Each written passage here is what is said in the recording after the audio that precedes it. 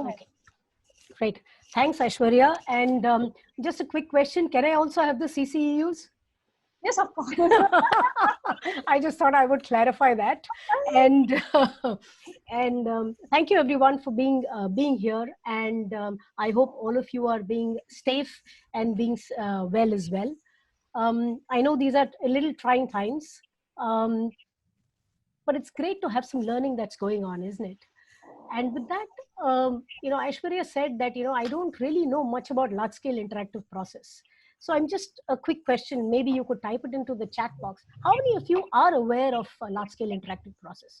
And you could choose to type in saying, I know all about it, I know very little, I've never heard of it, whatever you wish. Please go ahead.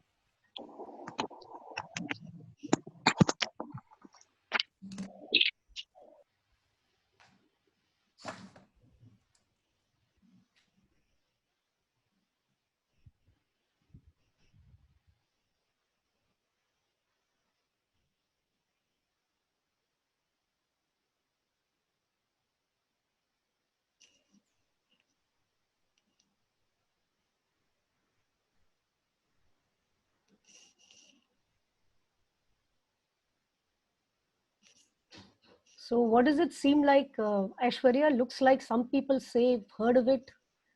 Some people say know a little bit. Some people have attended my friend Kanti's session. Some people have. So how do you think the answers are coming up?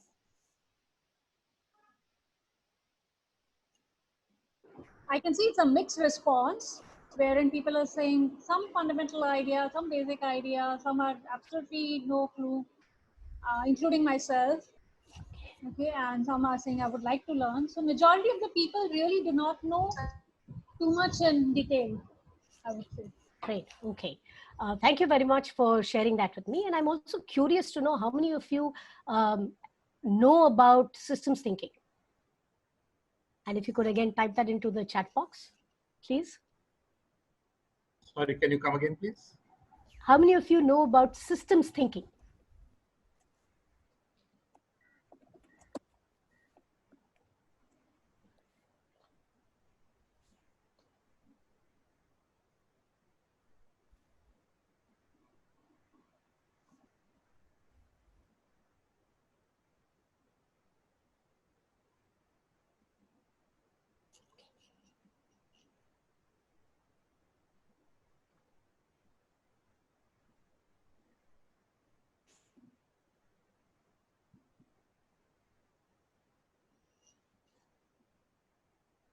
And what do those answers seem like, Aishwarya? You're muted. To me, again, it's quite a mix. Okay. And people know it, but people whosoever knows it, most of them know it at a very surface level. Okay. And it will be a good refresher also for them who really know about it. And Great. Right. Okay. Thank you. Thank you. And yes, Gopalji, it is about the fifth discipline. That's where Peter Senge did talk about it. And so what I'm going to do today is I'm going to talk about large scale interactive process and coaching. And I'm going to talk about the intersect. And the intersect for me is actually about the way things connect with each other. The reason why I find this extremely relevant these days is as my own learning and understanding is growing, I'm finding that there are a lot of things which are actually interrelated and interconnected. Even theories that are actually built one upon the other, and therefore you emerge with a larger theory. And therefore, when Aishwarya asked me and she said, are you sure you want to name it Intersect? I was absolutely sure that I wanted to name it Intersect only because it actually talks about how things connect, how things meet, and therefore how things are related. So first of all, let me start off with what is large-scale interactive process. As the term suggests, it is large.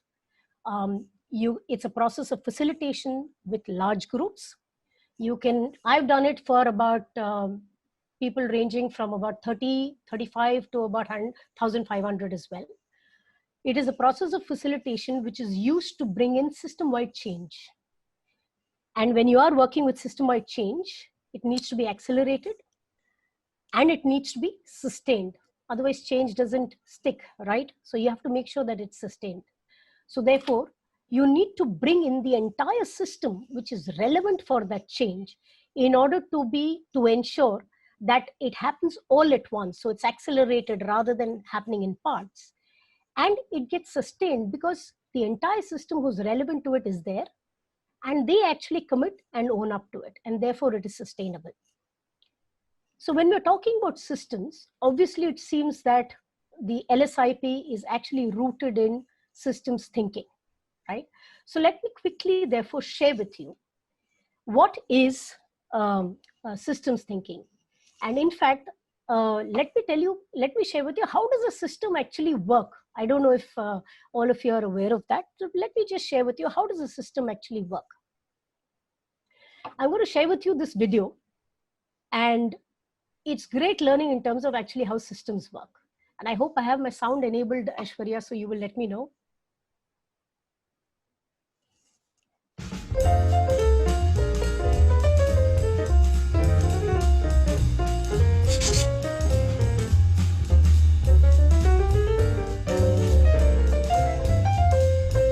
In the 1950s, the Dayak people of Borneo, an island in Southeast Asia, were suffering from an outbreak of malaria, so they called the World Health Organization for help.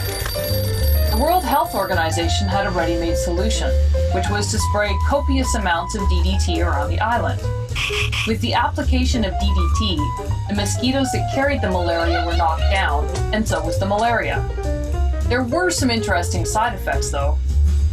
The first was that the roofs of people's houses began to collapse on their heads. Turns out the DDT not only killed off the malaria-carrying mosquitoes, but it also killed a species of parasitic wasps that had controlled a population of thatch-eating caterpillars. Thatch being what the roofs of the Dayak people's homes were made from. Without the wasps, the caterpillars multiplied and flourished and began munching their way through the villagers' roofs. That was just the beginning. The DDT affected a lot of the island's other insects, which were eaten by the resident population of small lizards called geckos. The biological half-life of DDT is around 8 years, so animals like geckos do not metabolize it very fast. It stays in their system for a long time. Over time, the geckos began to accumulate pretty high levels of DDT, and while they tolerated the DDT fairly well, the island's resident cats, which dined on the geckos, did not. The cats ate the geckos, and the DDT contained in the geckos killed the cats. With the cats gone, the island's population of rats came out to play. We all know what happens when rats multiply and flourish. Pretty soon the Dayak people were back on the phone to the World Health Organization, only this time it wasn't malaria that was the problem. It was the plague and the destruction of their grain stores, both of which were caused by the overpopulation of rats. This time though, the World Health Organization didn't have a ready-made solution and had to invent one. What did they do? They decided to parachute live cats into Borneo. Operation Cat Drop occurred courtesy of the Royal Air Force and eventually stabilized the situation.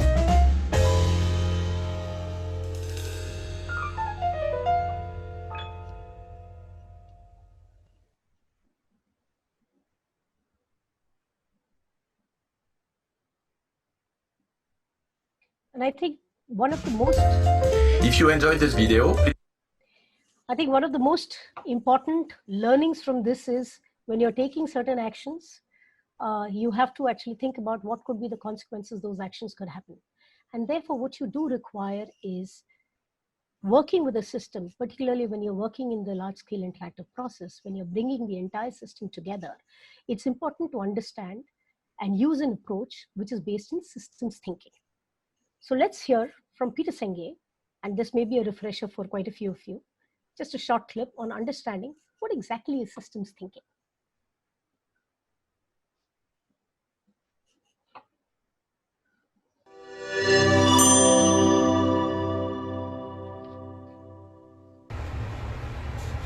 The fifth discipline is systems thinking.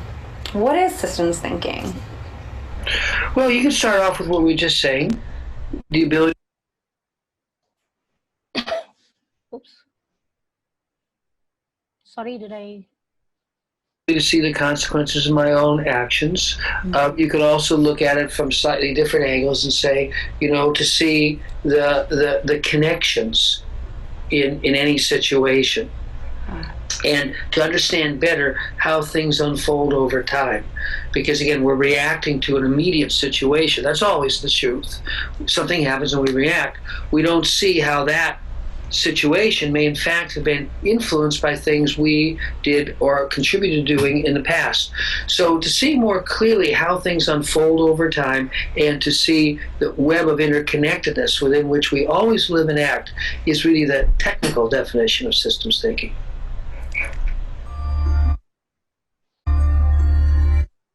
So what we've actually heard and understood is that system thinking or systems is about a set of interrelated elements. And for an organization, it's about bringing all its parts together, whether it's functions, whether it's departments, bringing all of it together in the context of creating system-wide change, because that's what large-scale interactive processes are about. And the most important thing that both the videos actually told us is there is a relatedness between all of these elements, and that's the important thing to understand. Otherwise, you could have very well intended interventions, but you could end up with unintended consequences. So therefore, it is important to understand how these elements influence each other, how they work with each other, and therefore what's the interrelatedness between all these elements. Having said that, it's not just about understanding the interrelatedness between all these elements alone. It's also about understanding how the parts come together, but they may not actually make the whole. So if you are creating a solution, and I'll give you this example.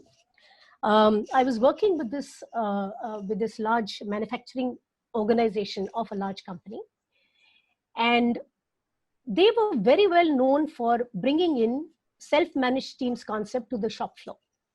And they were one of the pioneers in their particular sector. But fortunately or unfortunately, it did not last very long, because self-managed team as a concept was driven by one person. And when the person left, it died its own death. So what I'm actually saying is, when you are working with systems and when you are trying to bring in change in systems, it's very important to bring all the elements of the system together, understand what their relatedness is, and also understand that bringing change in parts need not necessarily amount to change in the whole. Let me give you another example to support this.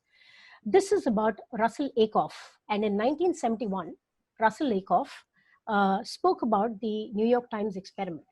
And he said, those days, you had some great automobiles which were doing very well, which were very well known for each of their best parts. So if you were to take a transmission from a Mercedes, if you were to take, which is the best part of a Mercedes, if you were to take a carburetor from the Dodge, and if you were to take a distributor from the Dodge again, it still wouldn't make up the entire car. So when you are in the context of change, when you are trying to bring in change which is sustainable, it is important to understand not just the relationships, but also understand that change has to happen in all the parts to have sustained change, which the organization can see. Otherwise, it will not stick, right? So therefore, systems thinking and change management is about accelerated change. It's about the alignment that you bring within the parts to the whole. And it's about how do you actually sustain those changes. So let me share with you the large-scale interactive process that I'm experienced in. There are many types of large-scale interactive processes, and the one that I'm experienced in is known as the whole-scale change methodology. So let me share with you first, what are some of the large-scale interactive processes? Sarah, sorry to interrupt you. Yes, please. You would like to take the questions in between, or you would like to take the questions in the end? What would you prefer? Possibly at the end, because then that kind of helps finish this. And I hope people, if you do have questions, please do make a note of them so that you can actually ask it towards the end. Yeah. Thanks, Aishwarya. Thanks for bringing that up.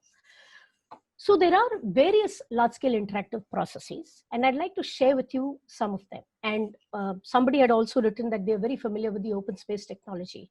And the OST is actually one of the most open methods. It's one of the most flexible methods. You have some structured methods as well, and you have some flexible methods as well, like the one that I'm familiar with and I've gained expertise in, that is the whole-scale change methodology.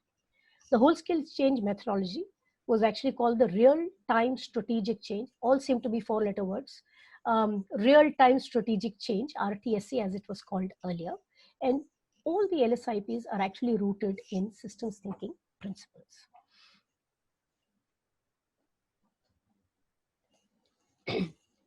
So the whole-scale change methodology was actually pioneered by Kathleen Dan Miller. And Kathleen Dan Miller Tyson and Associates had actually come to India. She shared the methodology with us. So I'll also give you a little bit of background on that as well. But what I would like to share with you is that Kathleen was extremely passionate about the whole scale change, and she spent almost 30 years understanding this. Kathleen came to India. I was working with Aisha Consultancy Services at that point in time. She came to India in the 90s. And she actually shared with us, trained us on the process, and she did 2 projects where we had some on-the-job training also that we got, which was with both with L&T as well as with Aisha Motors, and that's where we actually understood it. And what she believed in was, if you want change, you need to bring everybody relevant to that change together. Then only you would have change which you can sustain over a period of time. The first project that it was actually she actually worked with was with Ford Motors. And this was in 1984. And it was a cultural intervention where they were looking at how to move from a command and control way of leadership to a more participative style of leadership. And that's what the project was all about.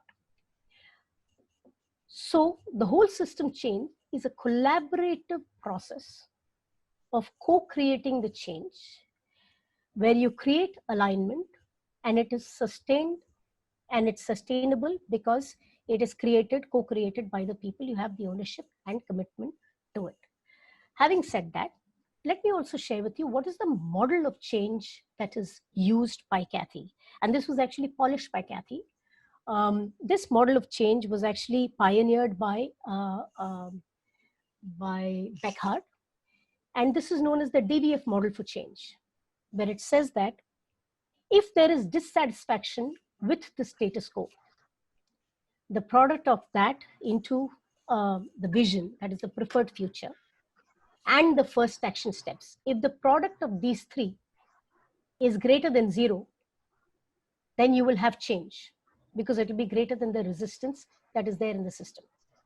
If any of these elements are 0, then change will not happen. So it's about dissatisfaction with the status quo. It's about the preferred shared future that they want to create. And it's about the first action steps that's being taken to achieve that future. And remember, it is being done at a system-wide level, where all elements of the system are coming together to co-create not just the future, not just the actions, but also saying what needs to change. That's what the model of change is all about. Let me also share with you what is, so this is what actually an LSIP looks like. So when you see this group of people sitting here, just imagine the largest one that I've done is about 1,500 people. So that's how large the room is. That's how many number of tables that you have, and you have people sitting at the tables. What the large scale interactive process or the whole scale change methodology actually says is, when you're bringing in people into the room to create this change, you actually put them together to represent the mini organization at each and every table,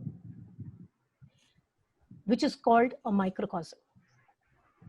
And when you have this microcosm at each and every table, they have been given all the information, all the perspectives that they need to understand more about what is the dissatisfaction about the status quo, to actually uncover what is the preferred future that they want to create, and to decide what are the first action steps.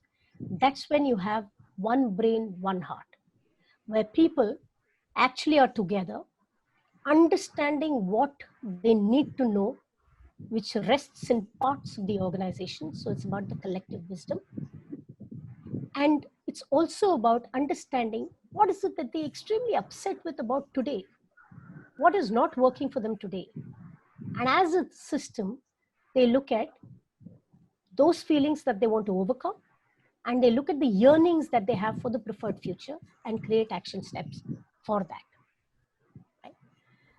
But this is about a milestone in the entire whole system's journey, whole scale change journey. This workshop is only a milestone.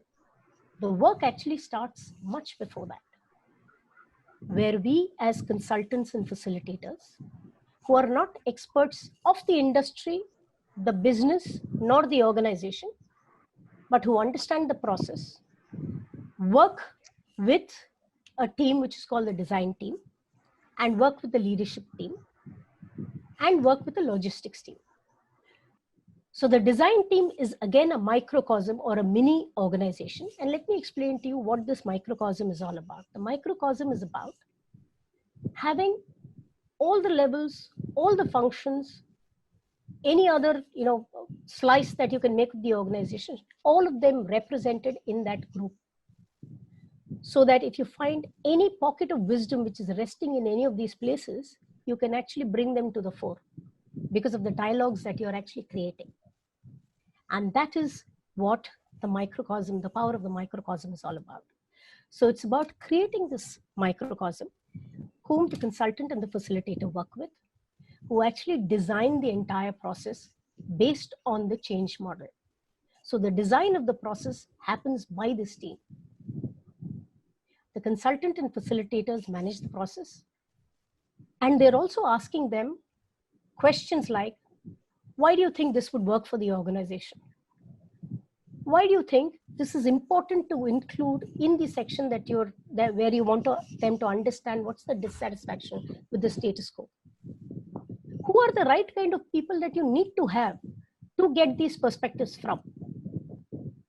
And let me share with you, when I'm saying who are the right kind of people, I've had LSIPs or whole scale change methodologies done with organizations where we've had the customer come in, we've had the vendors come in, we've had the competitors come in, we've had the community come in, the family come in, and we've had all the relevant stakeholders whose perspective is important to know and understand, be part of this process and share what their perspective is. And that's how you build that information, the one brain, through this process, right?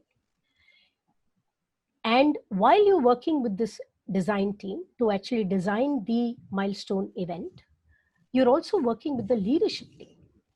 And this is where learning for the organization happens. The learning is that the leadership team is not just the top management, it's actually an extended leadership team. It's a collective leadership team where you bring in people from maybe a level below and a level below. And the largest number that I've worked with is about 22 people in the leadership team, extended leadership team, because what the organization is learning is about taking responsibility for what is happening. So they are there in the milestone change workshop to actually say, this is what we look at, this is how we look at things. Please share your perspectives. This is what we hear you saying, and this is what we are understanding from what you're saying. This is what I'm responsible. So they're also responsible for the outcomes of the workshop. And that's what you create in the organization. So when we spoke about sustainable change and we talk about alignment, this is how both sustainable change and alignment happen, right? So it's about creating empowerment. It's about creating participation. You have communities because there are dialogues happening in that workshop. There is reality completely seated in that workshop because you're getting perspectives live. So people who couldn't join, they've actually sent in video tapes. They've actually joined remotely to be able to share their perspectives. Customers have actually done that. So you use reality. So that's the reality. You use that, you create this common database, you create change in a real-time space. You're looking at the preferred shared future. And it's also about enabling the organization to manage this change themselves going forward, which means that they don't need consultants and facilitators to come in and take them through the process again. You have a design team ready who can actually carry this out. So that's what it is about. While it's also talking about the pre-work and the milestone change workshop that you're having, work also happens beyond. Work happens after the workshop to work with the teams, to work with the extended leadership team, to see how the progress of change is happening, to how the change is actually manifesting in the organization. That's how you sustain this entire intervention of system-wide change. So I'm just going to share this slide with you. As I'm sharing, I would like to share with you how blind spots are actually uncovered at an organization and a team level using this whole-scale change methodology. And the example that I would like to give is in this manufacturing organization, of this larger organization, in this team. So we were working with that team. And this team of teams that we were working with in the manufacturing organization actually came up with data which was astonishing for them.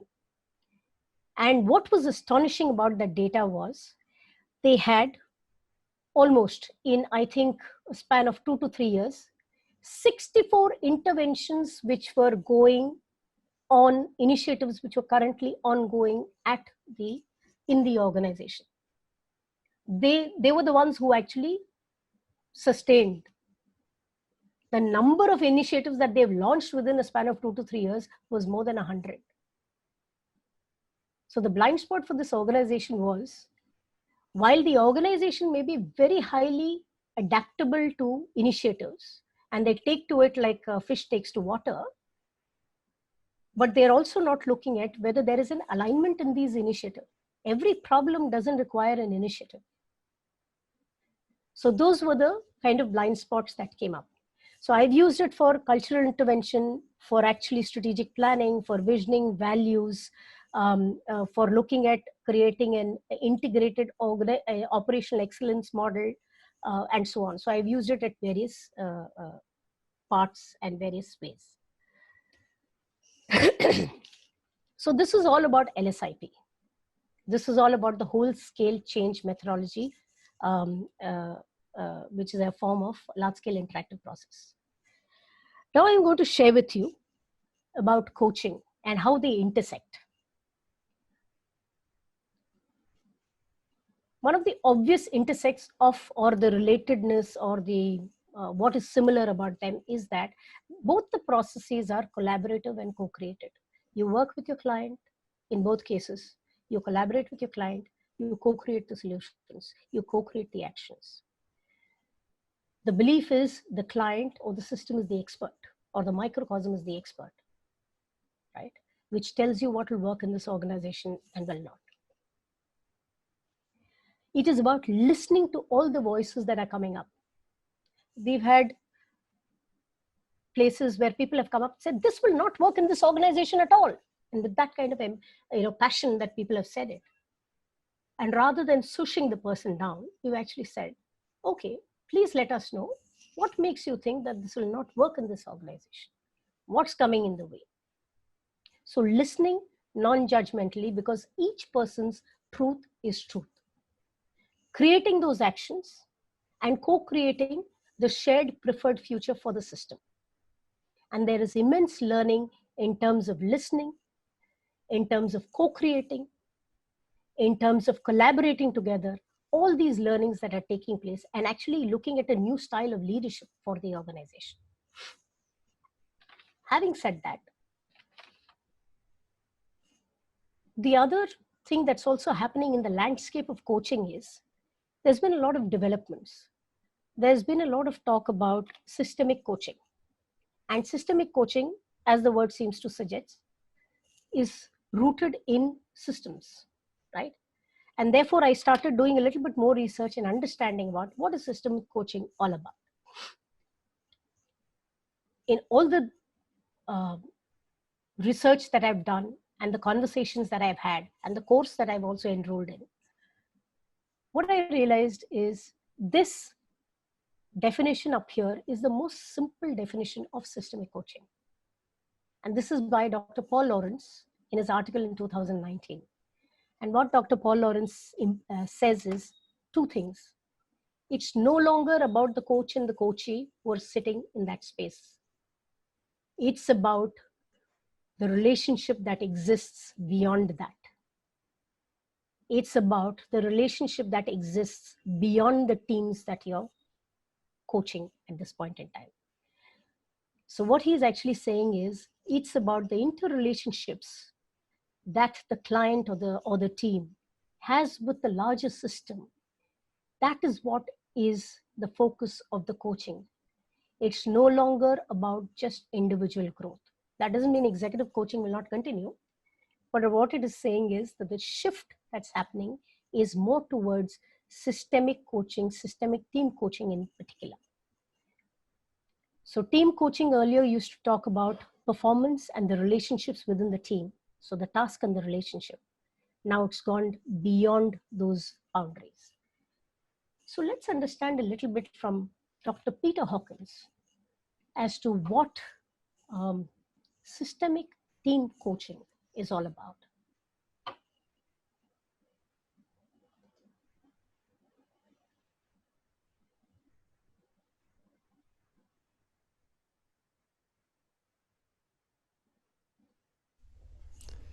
Historically, there's been a whole continuum of team development efforts, which range from team facilitation, facilitating a process within a team context, team building, very much about how do you get teams started, and then team coaching, which is not just looking at how is the team functioning in its process, but also about its task and its performance. Where systemic team coaching moves beyond all of these is it realizes that the team is not just created by the individuals within it, but rather it is created by what is the purpose that it serves that requires collaboration and for the team to be more than the sum of its parts. So systemic team coaching doesn't just focus on what's happening within the boundaries of the team, which it does attend to, but also how does the team engage with all its stakeholders. And its purpose is to try and help the team increase the value it's creating with and for all its stakeholder community. That's its investors, its customers, its employees, the people who report to it, its suppliers, the communities where it operates, and indeed for the ecological, more than human world. And it's that emphasis on not just looking at what happens when the team comes together, but how does it continue to function as a team when it's out there the rest of the week engaging with all aspects of its business ecosystem.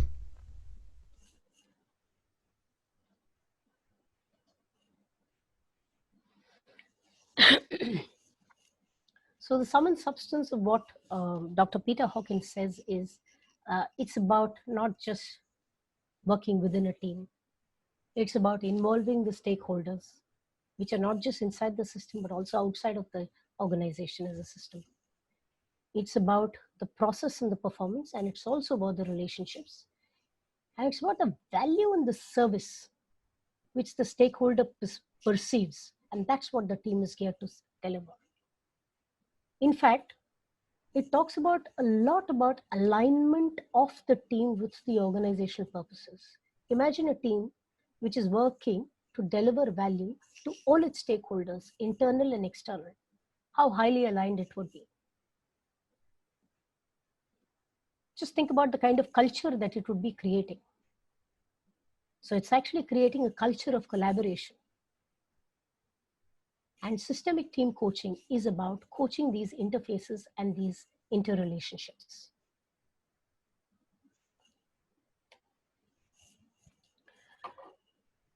So this is what, I hope you can see my screen.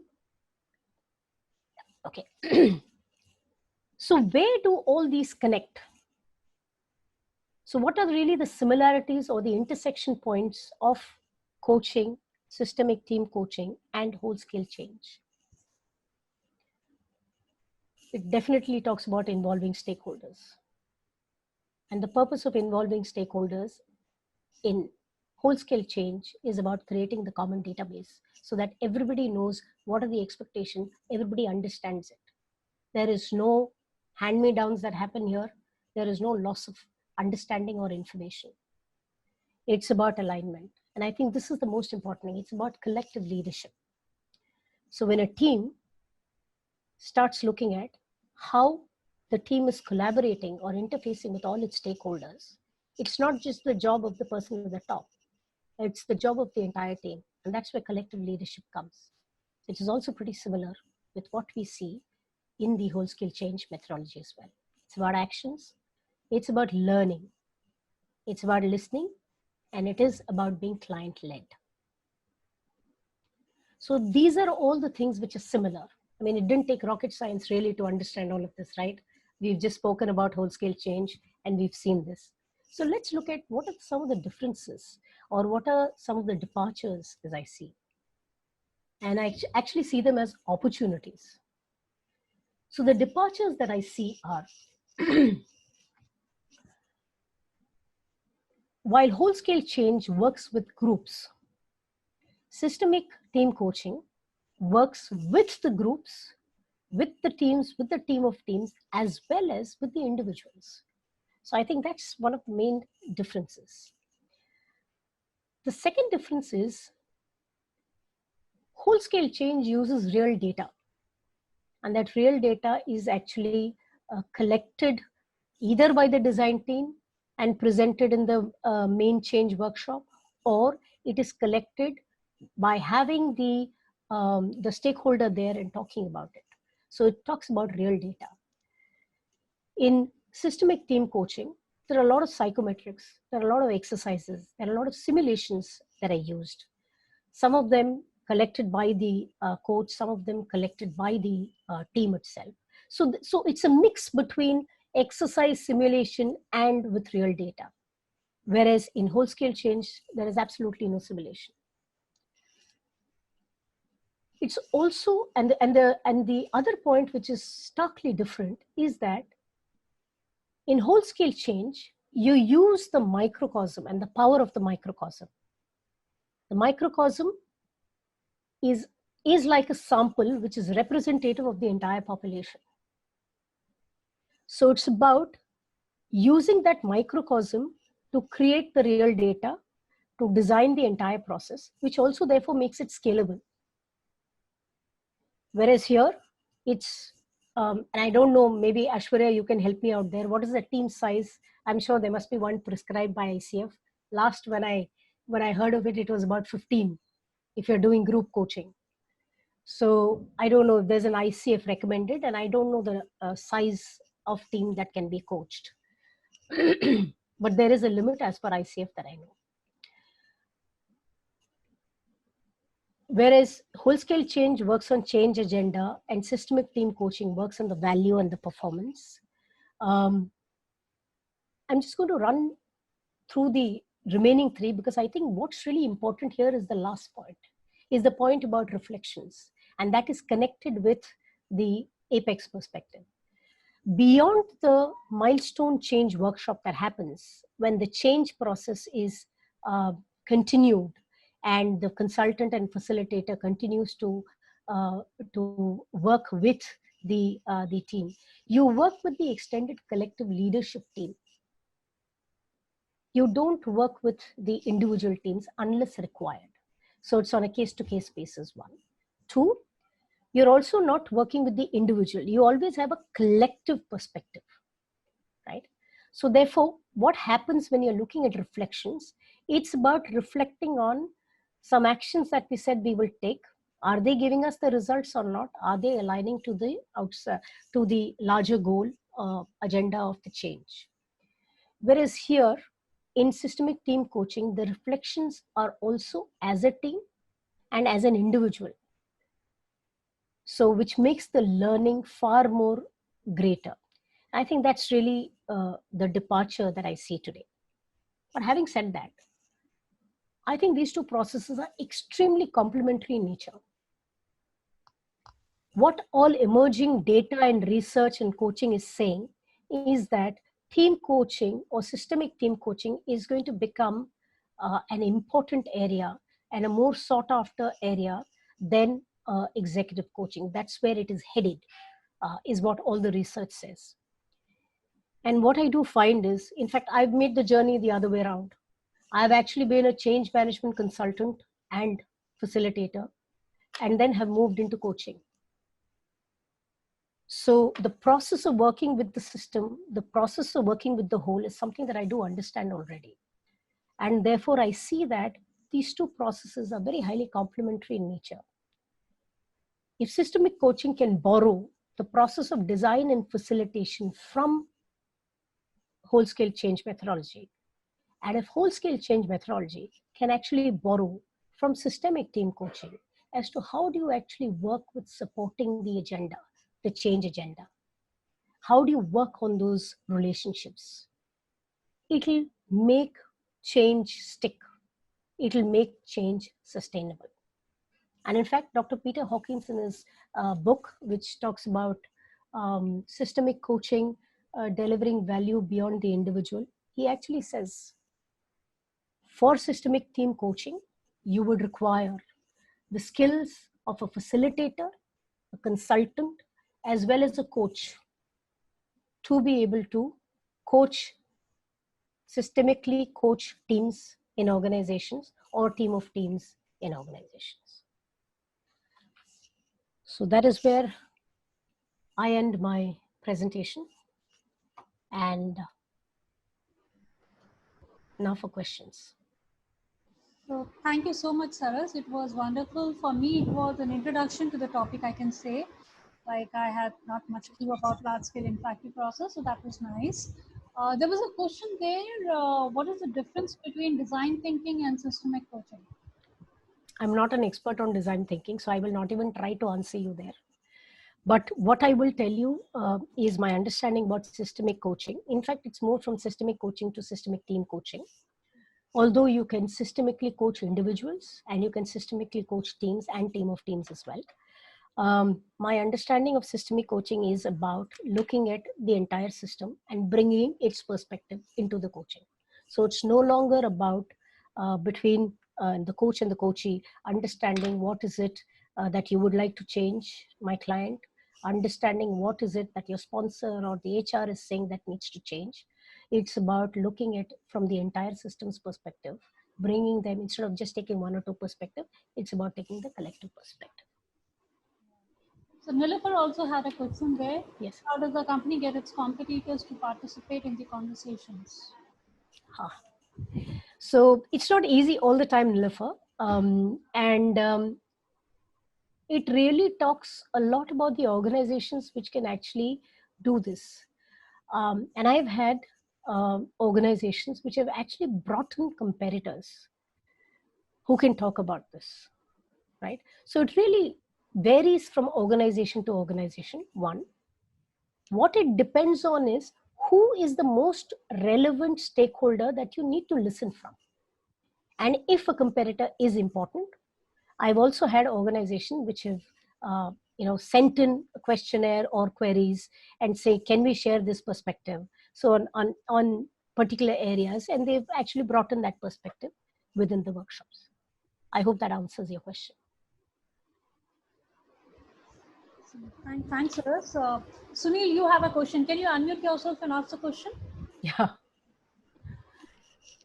Sunil George.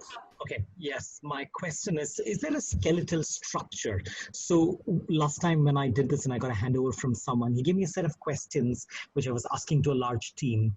And my thought was there is probably a skeletal structure, a set of questions which are asked in that change management workshop. What is your experience saying? Go ahead. So, Sunil, I do remember you had typed in the chat that you got a handover from somebody. During the change workshops, are there any prescribed? Yeah, you said you got a handover from somebody. So there are no prescribed questions, but there are some standard questions, like there are some standard questions in coaching as well. And those questions that are used in the change management workshop are about: what did you hear? What did you understand? What is your takeaway from this? What is it that you want to understand further? These are very broad questions. So I'm assuming that the organization actually used the large scale interactive process, or RTSC, or whole scale change as it's called. Then it would be about questions related to the changed agenda, which would actually make sense, and it is very context and organization specific. I hope that helps. Sure, thank you. Thanks, Saras. Lokesh has another interesting question. So a lot of questions coming up, Saras, for you. Okay. Lokesh, would you like to unmute and ask your question? It was every organization keeps getting the consultant after consultant. There would be at least 2 or 3 consultants at any point of time. And each one wants to put their initiative, push their initiative. And what happens in that, there is no initiative which is sustained. How do you sustain an initiative? I think that's a brilliant question that you asked, Lokesh, because I've worked with organizations who, at the drop of the hat, will call in a consultant, because that's what they used to. And what ends up happening is you're working on solutions in parts. So the whole solution never comes up. The whole solution for the entire organization, because somewhere what change you're bringing in a part and the actions that you're taking in a part is going to have an action or a consequence, an impact on another part. So if you don't bring those relevant parties in, then it doesn't work. Change doesn't happen. Sustained change needs all the players. So it's no longer a 2-player game with the team and the consultant. It's actually a multiplayer game now, where you need to have all the necessary stakeholders in that to understand their perspective, to understand how we function as a whole. So it's no longer about change in the parts, but it's about the whole. So that's the only answer that I would like to give you. I've had experiences where I walked into organization. I've also taken up projects where, I've noticed that there are various other consultants working on various other parts. Those initiatives have not taken off. I've made my money, yes, but it's not taken off. I hope that answers your question. Yep, thank you. Thanks, Lokesh. Thanks, Saras. So Anuradha has a similar question on similar lines. How do you ensure that the change is sustainable and doesn't become a good to attend event? So it's on the similar line, right? So I'm going to add another perspective which I didn't share with Lokesh, and this is where I see the intersect, Anu. I see things, I see the way whole scale change and the way coaching actually comes together. And how this conversation started, it started about last year with another very good friend of mine, Mrinal and all these people know, who's also very adept at whole scale change. And the conversation that we were having is that if we need to sustain the intervention, we need to ensure the blind spots that are raised at an organizational level, at a team level, and at an individual level. And I think that's where I see the intersect or the connect between coaching and whole scale change. So it is about working on the change agenda, but it's also working with the processes of the team and within the team, the relationships as well. So it's about working on all of that. I hope that answers your question, Anu. Thanks, Saras. another question is from Jenny. If LSIP is rooted from systems thinking, how do they differ? So systems thinking is an approach, and system thinking is the approach that you use in LSIP or in whole scale change. By that, I'll tell you what I mean. So when you have the entire system sitting in that room and you have these multiple tables who are discussing the same things, but with their perspectives and understandings and takeaway, you need not worry that any perspective or information is being missed out, and you need not worry about the impact and consequences. So let me share with you a little bit more in detail.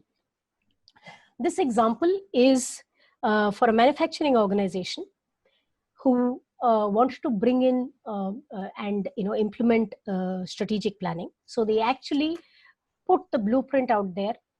They got the entire system, the entire organization to add, delete, modify to that, and therefore make their own action plans at a first level. That's why they call first action steps. And one of the things that we'd introduced in this was, okay, so if you are going to make this a reality, it's not just about you working, but it's about us working, right? So what is the feedback you would like to give to each of the units or functions that are present here, which need to tango together to make the strategy and the action steps a reality? And this process we called as Valentine's.